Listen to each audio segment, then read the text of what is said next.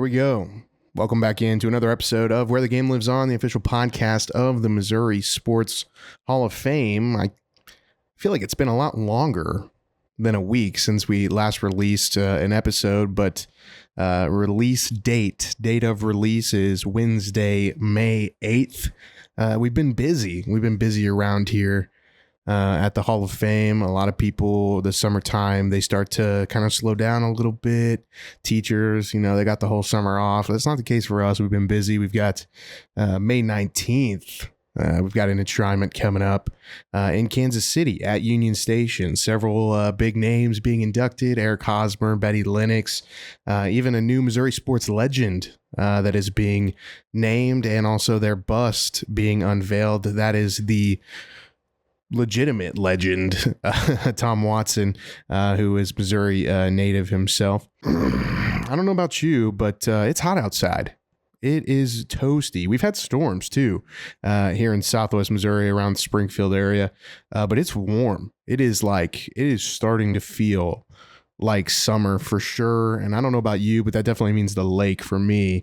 It also means just sweating my rear off. I sweat so much, and we spend a lot of time out on the golf course for work, not for pleasure, here at the Hall of Fame when the summertime comes around. So we were actually out at Old Kinderhook, Lake of the Ozarks, earlier this week for our first golf classic of the year.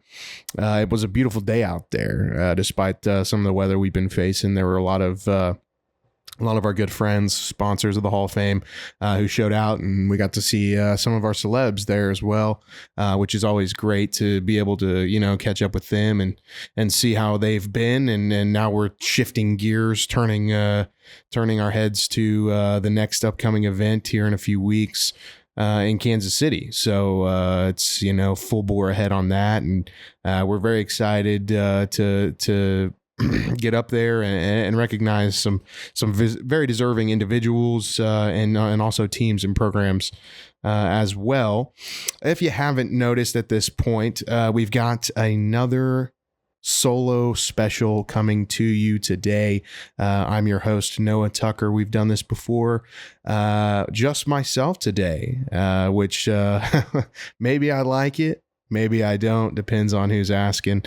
But if you don't like my opinions, we'll see you next week. But no, seriously, sit down for a while. We're going to be talking about some pretty interesting things happening in the sports world, both around Missouri and beyond. I want to jump off with perhaps the biggest story right now in Missouri sports. And that's the legalization of sports betting, definitely starting to gain some statewide momentum due to teams in the state kind of backing initiatives for it. The Missouri professional sports teams Thursday delivered over 340,000 voter signatures to put a ballot proposal together to legalize sports betting. We've talked about it on this podcast before. We take a stance of neither in favor or opposition of it. We can see it for what it is, which is very attractive to some people, can also possibly be an addiction for others. So the surprising thing to me, though, is the push so heavily by professional sports teams here in Missouri to make this a ballot issue. And I've seen a lot of different reports, a lot of different things on Twitter about it.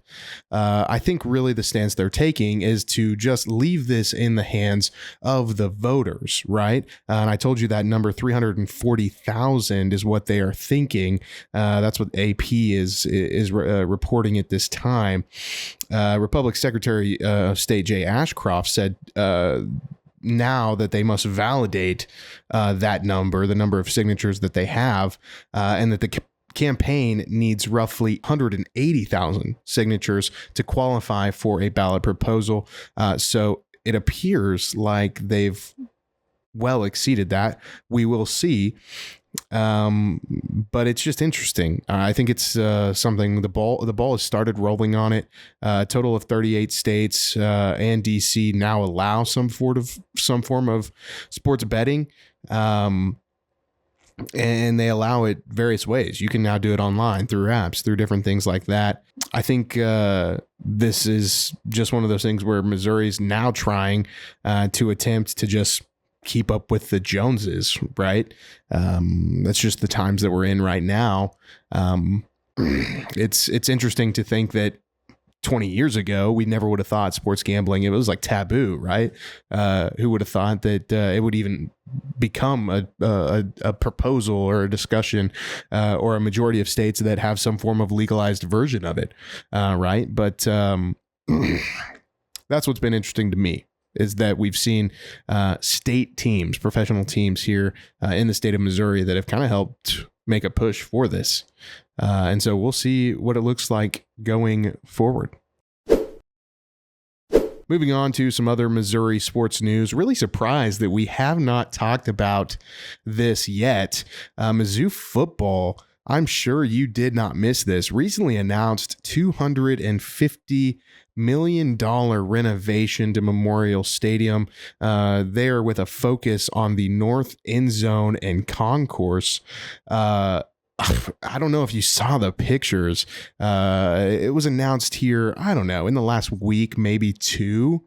But wow, I am just dumbfounded. Obviously, when Mizzou made the transition over to the SEC, they were automatically behind the eight ball when it came to just the status, the atmosphere of their stadium comparatively to the other teams that they were playing in their conference. Of course, they've now, done a big thing prior to that on the south end zone, right? That has increased capacity as well as also kind of created some of those more modern amenities. And so now they're going to turn around and do that to the north end zone. And so it'll be interesting to see how it continues to help them grow as a program. Obviously coming off a lot of success this past season. Now you have this news. I don't know what their recruiting class is looking like totally, but just a lot of exciting things around the program for sure. And, it screams TV deals to me. A lot of these universities get huge TV dollars from the contracts their conferences make. And obviously the landscape of that is changing next season in college football. So there's another example of Mizzou football also keeping up with the times and trying to make themselves competitive, especially from a recruiting standpoint for, those kids that they have come in on visits. They want a stadium that's totally going to wow them. And with these renovations, I think it continues to help that stadium just create an even better aura, even better atmosphere there on the campus in Columbia. The NBA playoffs continue on. We're now in the conference semifinals. They're getting underway. We've got some that have kicked off, some that are just kind of getting started. We spent a lot of time last week. I had Taylor Frederick on talking about the end of an era or a generation of basketball players that are kind of on their way out. And I stand by that. I definitely think that it's a little bit of a sad realization, especially for millennials that kind of grew up on this generation of players. And I'm referring to the LeBrons and the KDs and the Russell Westbrooks and the James Hardens, guys like that, right? That have kind of been dominant figures in the league for the past decade or more. It's a new NBA. And I think we're seeing that right now with these playoffs. You look at the teams that are competing in the conference semifinals, and they're all relatively young teams. OKC, my goodness, their average age is like 22 or something. It's insane. The Timberwolves have some veteran presence, but also still young. Celtics, relatively young. You think about the Pacers and the Knicks. There's just so much talent out there now. And while we did have the discussion about a generation of NBA players that's dying, I think a bigger topic for the future of the NBA is it still going to be a predominantly American sport that we're watching in the NBA? It's without a doubt heavily a European league now. And with that comes a certain brand of basketball that we're seeing on the floor. These guys are very offensive oriented, right? They're able to put up triple doubles like it's nobody's business. Defense is, for the most part, non-existent. You take away, some of the few, like the Rudy Goberts and obviously Wemby, guys that make a living off of being able to play both sides of the ball. And a lot of these, foreign basketball players, they're all about just getting buckets. And that's great. But what does it mean for the future of basketball? What does it mean for the American brand of basketball? We recently had Anthony Tolliver on our podcast here a few months ago, and he talked about this pretty extensively with us. If he gave you his top 5 players in the NBA, he wasn't sure if there's an American born player in that discussion, which is a very interesting fact or realization, because you think about like the Olympics, and we've got Summer Olympics coming up here soon, and you just expect the U.S. to dominate whenever it comes to basketball. Like, oh, it's gold or bust. It may be a rude awakening this summer for citizens of the U.S. of A. to realize, we may not be the kings of this sport anymore. Could it continue to be the trend in years to come that Europeans just take over the league entirely? We'll see. But I think that might be the bigger topic in regards to the future of the NBA is now what American basketball players are going to lead the way, whether that be Devin Booker or Jason Tatum, Jaylen Brown. I think somebody who's really, really getting a lot of attention in these playoffs is Anthony Edwards. We name dropped him last week. People joke about, does he have some MJ, ties? I have no idea, but I know that he is kind of making a fool of some of these powerhouses in the NBA with his performance so far in the playoffs. And really, he probably exemplifies what I would consider an American brand of basketball. Plays defense, gets turnovers, and he will just, more than anything, meet somebody at the rim. That is, to me, I mean, if you want to just dunk in a dude's face, that's an American brand of basketball, in my opinion. And so who's it going to be? Who's going to step up, right? The Steph Currys of the world are on their way out. Klay Thompson, the 3-pointer is what the Europeans have been drawn to, and maybe it continue. Maybe it's a Jalen Brunson, right? Maybe it's a guy like that. But somebody's going to have to take the charge, the lead there as the guy that continues to propel the American presence in the NBA forward. And it may play itself out by who ends up coming out on top of this year's playoff bracket. You look at some of these teams, some of these teams have a very, very heavy, foreign presence. Some of them not so much. Who's going to be the star as we get into the conference finals and then the NBA finals. It's going to be very interesting to see what effects that can take. And what impacts it can have on the future of the NBA and where talent is coming from, where it's being prospected from. And I still stand by what I said last episode. It would still be kind of cool to see Jason Tatum, Missouri product, and Michael Porter Jr., another Missouri product, see each other in the NBA finals.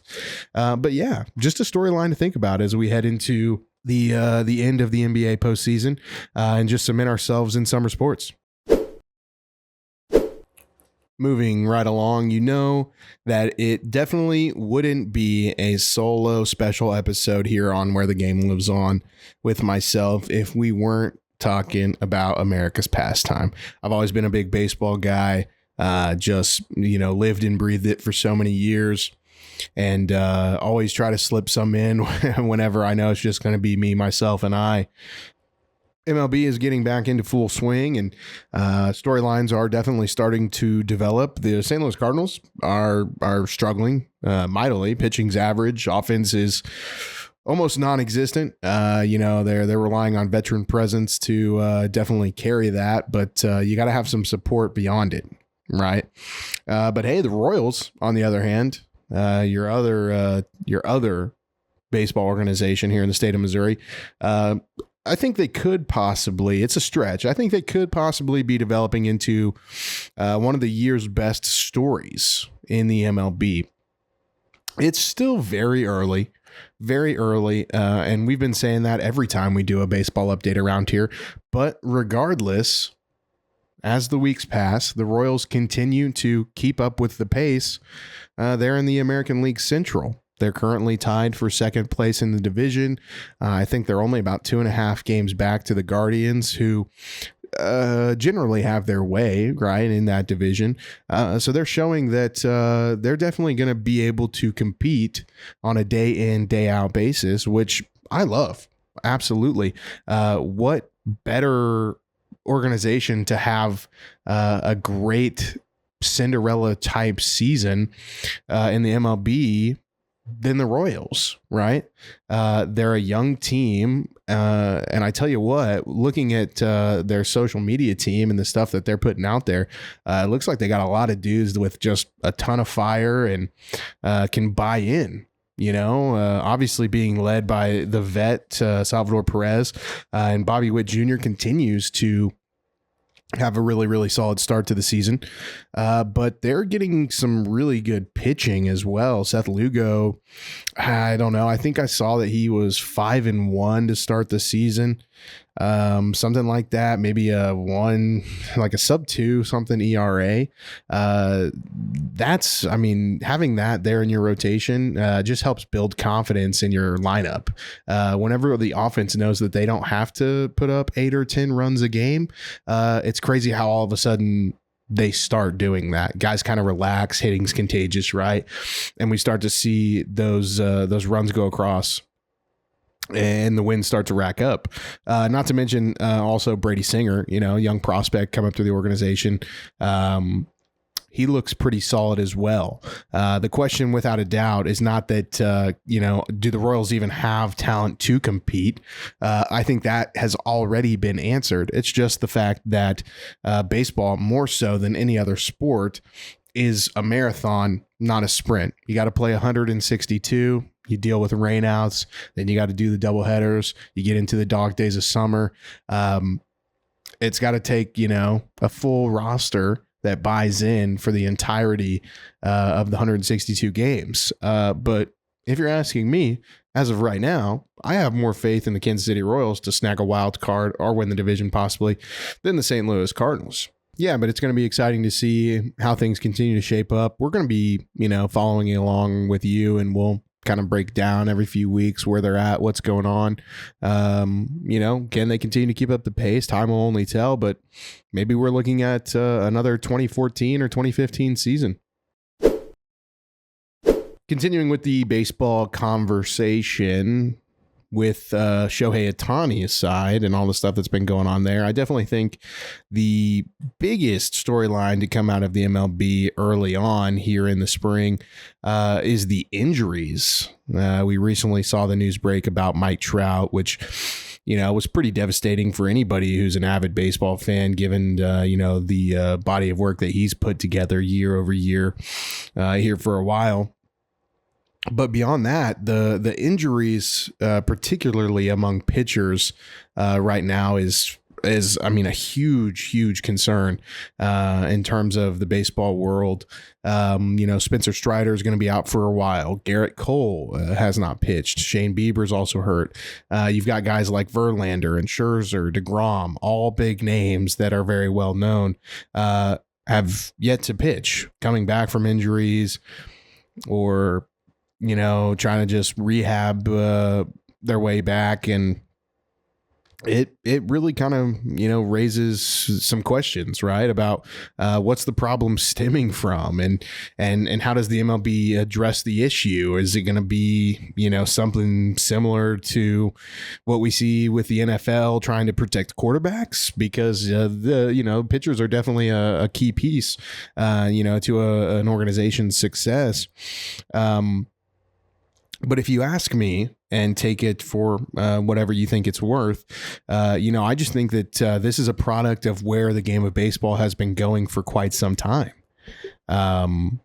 Organizations no longer really value pitchers who have, long stamina, great control, the ability to go deep into games. Managers aren't looking for a starter that can go 7-8 innings anymore. They want them to go 4 or 5, and then they want to try to make it a bullpen battle from there on out. So they tell them, go out there and throw as hard as you can for 4 or 5 innings, and then give it off to the other guys. And while that might be successful in some regards, in other regards, I think it could possibly, be having those detrimental effects to pitchers' arms. I think that right now, heavy pitches with movement, be it sinkers, cutters, pitches you wouldn't consider off speed, but that have movement, are definitely kind of the evolution of pitching. I think on the cutting edge, a lot of guys that are having a lot of success have, basically what you would consider 3 variations of a fastball, and then, an off-speed pitch or a breaking ball that's pretty decent to go along with it. And on top of that, just the way that we're finding pitchers in baseball nowadays is changing too. So many things are analytics driven, and people want to see numbers on the radar gun. Kids in high school today, if they want to be seen by a scout, they know that they just have to throw 95 plus. And that used to not, think of like that used to just, there's always been, like hurlers, right? Guys who could just hum it. But there used to also be a lot of Greg Maddoxes of the world, guys that just knew how to pitch and knew how to use, sequencing and movement and deception. No, the evolution of the pitcher in the modern era is a hardball pitcher, guys that can just, run it up there 95, 98, 100. It's amazing to me that we live in a world where you have to go out there in the first inning and face a guy who's throwing 100 plus. The MLB is tough enough. Those guys are already really good. And now that they have that kind of velocity, it's tremendous. I have no idea how in the world hitters do it, but I think that the MLB is really going to look at a lot of stuff this offseason in terms of how are we going to protect pitchers? Could we see pitch counts? Could there be possible pitch counts like you see in Little League, or a required amount of days of rest? Right? Something has to be done. It's so abundant. There's so many arm injuries happening now that like these doctors and these physical therapists are getting really, really good at trying to get these guys back as soon as possible, because the injuries are just so common.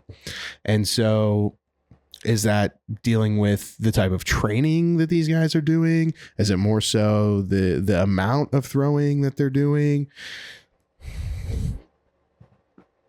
It may be totally unrelated to the game itself. It really may be. It may be that these arm injuries are taking place because of guys, the guys training a certain way.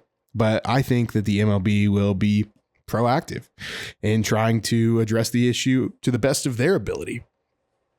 And, who am I to say that that's good or bad, really? We've seen the game of baseball have a lot of changes, Everybody wants to say, oh, are these injuries stemming from the pitch clock?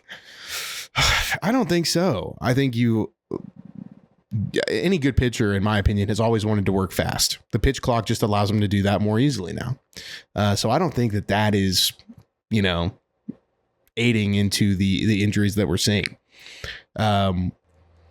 But whether it be the pitch clock or the K zone, or now they're even looking at being able to challenge balls and strikes mid at bat, it's definitely been shown that the MLB is willing to try and make enhancements that they see to improve the game, to try and help viewership. And on the contrary to that, if you're trying to get more people watching the game and yet they're not watching the best players in the game because they're hurt, I could see the MLB definitely looking at that and saying, okay, something definitely needs to be done here. All right. Another solo special in the books. Not sure how we feel about it. It's pretty interesting. You're sitting there in your car with your headphones in, going on a jog. Maybe you're in the gym and you're listening to me talk, but I'm kind of sitting here just talking to myself, sitting with my thoughts. Maybe they're good ones. Maybe they're not. I don't know. Either way, if you have taken the time to make it this far in the episode, we appreciate you tuning in. We have new episodes coming out every Wednesday, Apple Podcasts, Spotify, and YouTube.